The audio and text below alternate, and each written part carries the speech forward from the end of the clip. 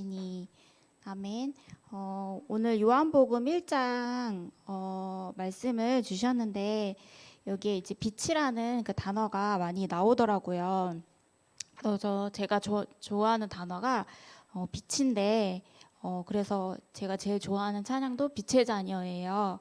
근데 이제 제가 어렸을 때 중고등학교 때는 이렇게 밤에 잘 때 이 불을 못 끄고 자고 이제 불을 켜고 늘 항상 잤어요. 왜냐하면 이렇게 불을 끄는 순간 너무 무섭고 두렵고 꼭 그 막 귀신들 그런 생각이 막 나고 그 영화 볼 때는 괜찮은데 그 네, 눈만 감으면 그게 막 생각이 막 몰려오더라고요. 그래서 이제 딱 자고 잠들면 이제 장로님이나 엄마가 나와서 불 꺼주시고 했었고, 이제 유독 이렇게 잘 때 이제 이렇게 제가 이렇게 쪼그리고 이렇게 옆으로 자거든요. 근데 꼭 뒤에 누가 있는 것 같은 거예요. 막 숨소리도 들리는 것 같고 막, 그래서 막 식은땀도 막 흘리고 막 그랬었던 기억이 나요. 근데 이제 제가 불을 딱 켜고 자잖아요. 그러면은 그런 두려움이 사라지기 때문에 제가 불을 켜고 잤거든요. 그래서 예수 그리스도의 그 빛 가운데 우리에게 찾아오셨잖아요. 그래서 그가 세상에 계셨으며 세상은 그로 말미암아 지은 바 되었는데 세상이 그를 알지 못했다.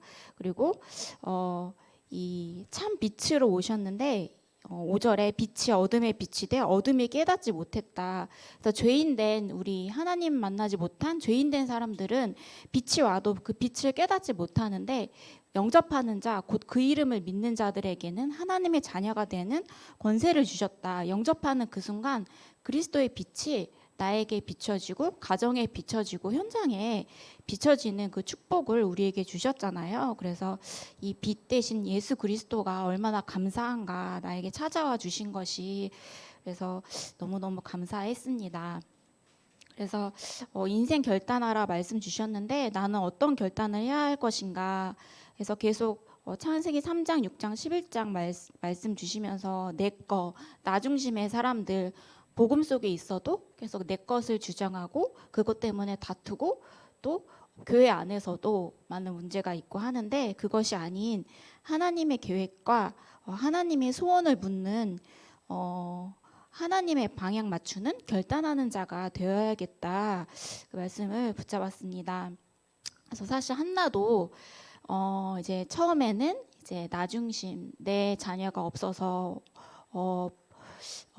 이 분인나가 계속 그 한나를 괴롭히니까 그것 때문에 이제 처음 내 중심으로 하나님께 아들을 달라고 기도했는데 이제 그 하나님께서 또 마음을 바꿔주시고 또 기도하는 중에 이제 나시린이라는 그 언약을 붙잡으면서 이제 하나님과 방향에 맞는 그 정확한 기도 제목을 잡았는데 이게 한나가 알아서 잡았는지 모르고 잡았는지 잘 모르겠어요. 근데 알던 모르던 하나님과 방향이 맞으니까 그것도 성공한 거잖아요. 그래서 뭐든지 하나님과 방향 맞추는 기도 제목도 하나님과 방향 맞추는 그 인생이 되어야겠구나.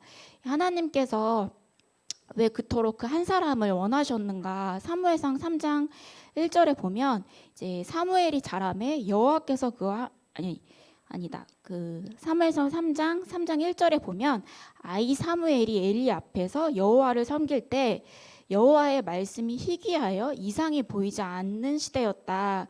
말씀이 희귀해서 말씀이 없는 거예요. 그래서 이 하나님께서 나타나시지 않으시고 이때부터 이제 재앙이 들어올 수밖에 없죠. 그래서 이 블레셋 시대에는 이제 이스라엘은 아주 작은 나라였고 이스라엘을 둘러싼 강대국들이 있었는데 그 블레셋이 강대국이었는데 이 블레셋과 이스라엘이 전쟁을 하는데 이스라엘이 진 거예요. 그래서 블레셋이 이스라엘을 약탈하고 공격하게 됩니다. 그리고 중요한 언약궤를 빼앗아 가는데요. 이 언약궤는 이제 하나님의 임재, 하나님이 함께 하심을 상징하는데 그리고 이 언약궤는 또 신약의 예수 그리스도를 예표합니다. 이 중요한 언약궤를 빼앗겨서 전쟁의 도구로 사용이 되고요. 또 이 언약궤를 빼앗아간 블레셋에게도 이제 재앙이 들이닥칩니다. 블레셋 군에게 하나님이 재앙이 내려지죠.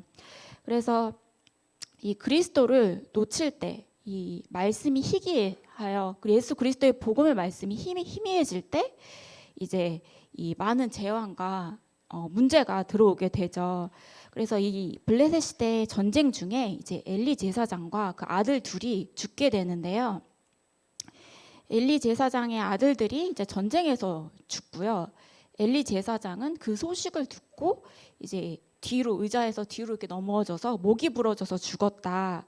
그리고 그 말씀에 이제 나이가 많고 또 뚱뚱해서 이 비만하여 죽었다라고 기록이 되어 있어요.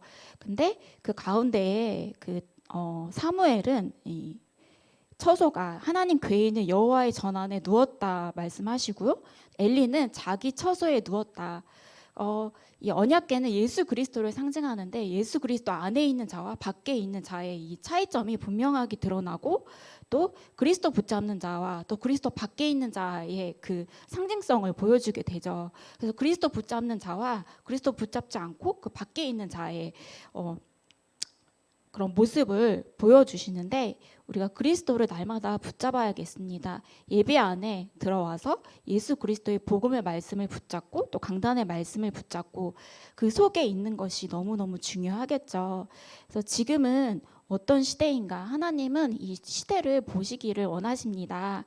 그래서 한나가 이 기도 제목을 나시린으로 바꾼 것처럼 우리도 이 시대를 보면서 코로나 시대 또 영적 문제 많은 시대, 우울증 시대, 정신병 시대 이 시대를 보면서 하나님이 가장 원하시는 것이 무엇인가 그것을 발견하고 또 그것을 통해서 인생을 결단을 해야겠습니다.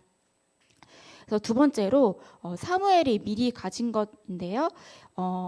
이 언약을 이제 미리 가졌습니다. 어머니를 통해 받은 그 언약을 미리 가졌는데 어제 산업선교 제목이 부모의 237은 후대에게 성취된다라는 그 말씀이 제목이었어요.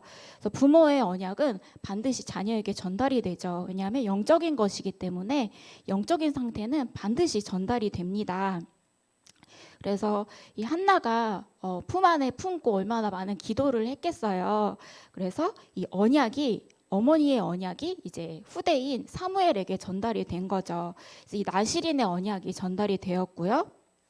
또 그 속에서 한나의 기도, 젖을 떼고 사무엘을 하나님께 드리고 이제 하나님께 영광 돌리는 그 기도를 하는데요. 사무엘상 2장에 하나님의 절대 주권을 정확하게 고백을 합니다.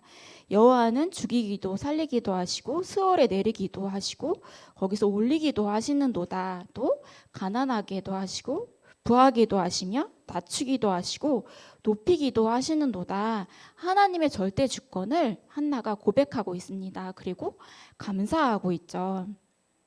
이 하나님을 정확하게 아는 어머니였어요. 그래서 이 응답이 한나의 기도의 응답이 사무엘에게 성취가 되는데요. 이 사무엘의 말이 한마디도 땅에 떨어지지 않았다. 어머니의 언약이 전달이 되고 어머니의 기도가 전달이 되고 그 속에서 하나님께서 사무엘을 기뻐 받으시고 또 사무엘의 말을 한마디도 땅에 떨어지지 않게 하셨습니다. 그래서 복음 가진 부모님들이 너무 소중하고 귀하고 부모님의 영적인 상태가 자녀들에게 전달이 될 수밖에 없죠. 그래서 하나님께서 말씀을 성취하셨는데 미스바 운동의 주역이 이 사무엘이 되었습니다. 그래서 이후의 응답으로 이 블레셋 시대에 엄청난 약탈과 공격이 계속해서 행해졌는데 그 전쟁이 완전히 끝났습니다. 사무엘 한 명을 통해서 언약 가진 사무엘 한 명을 통해서 그래서 사무엘이 이제 이 이스라엘 백성들을 다 불러 모으는데요. 이때 이스라엘 백성들이 바알, 아스타롯, 신상, 우상을 엄청나게 숭배를 하고 있었어요. 그래서 이 백성들에게 다 제거하고 너희 마음을 여호와께로 향하라 라고 하고 그 우상 그만 섬겨라. 그러면 너희를 블레셋 사람의 손에서 건져주실 것이다 라고 이 많은 이스라엘 백성들에게 말을 해요. 그래서 미스바로 이 이스라엘 백성들이 다 모이는데 이제 이 소식을 듣고 이제 블레셋 군대들이 공격을 해 오는 거예요. 왜냐하면 이스라엘은 이 전쟁 도구가 없었어요. 왜냐하면 이 블레셋이 이 이스라엘이 전쟁을 일으키고 반역을 일으킬까봐 이 전쟁 무기를 아예 만들지 못하게 하고요. 심지어는 낫, 괭이 이런 농기구에 사용하는 것도 이제 블레셋을 통해서 만들게끔 이제 이스라엘 사람들에게 그런 무기나 그런 위험한 것을 절대 잡지 못하게 이제 블레셋이 이 막아놓은 거예요. 그래서 아무런 무기가 없고 힘이 없잖아요. 그래서 블레셋이 이 소식을 듣고 미스바로 막 쳐들어옵니다. 근데 이스라엘이 얼마나 두려웠겠어요. 그래서 이 사무엘에게 부탁을 해요. 그래서 우리를 위해 기도해달라. 쉬지 말고 하나님께 부르짖어 기도해달라. 그 주역이 사무엘이었습니다. 하나님께서 이 사무엘의 기도를 받으셨죠. 이 응답이 어떻게 됐냐? 번제를 드릴 때 이제 블레셋이 싸우려고 가까이 오는데요. 하나님께서 큰 우레를 내리셔서 이제 패하게 하셨습니다. 그래서 여호와의 손이 사무엘이 사는 날 동안 블레셋의 사람을 막으셨어요. 사무엘 한 사람 때문에, 나실인 한 사람 때문에, 그래서 렘넌트 한 명 때문에 하나님은 전쟁도 막으시고 재앙도 막으십니다. 그만큼 너무 귀한 일당 한 100만 되나요? 그래서 많은 사람을 살릴 귀한 렘넌트죠. 그래서 이때 온 빼앗겼던 지역을 되찾고요. 또 평화가 임했습니다.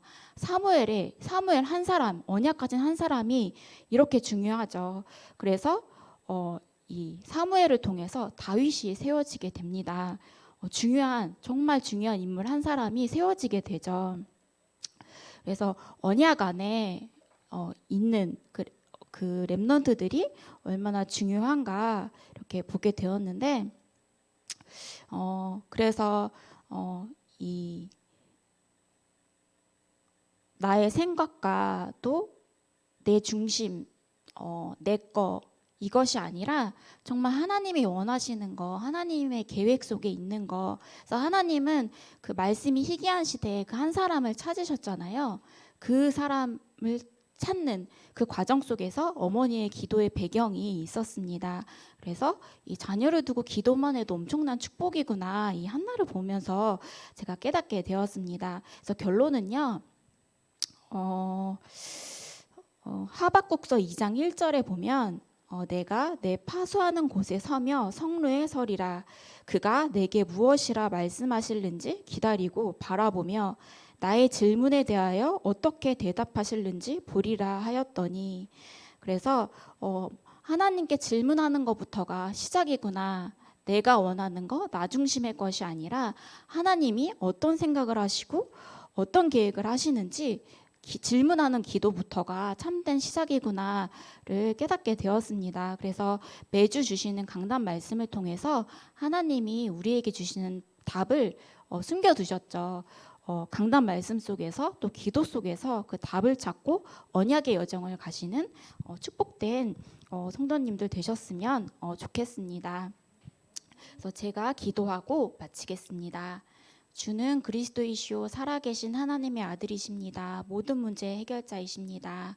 빛 대신 예수 그리스도께서 우리에게 찾아오셔서 또 참된 길을 여시고 또 그 그리스도 안에서 우리를 있게 하시니 감사를 드립니다. 날마다 예수 그리스도 복음을 붙잡게 하여 주시옵소서. 그래서 이 언약이 정확히 전달되는 그 축복 속에 있게 하여 주시옵소서. 권세 있는 주 예수 그리스도 이름으로 기도합니다. 아멘.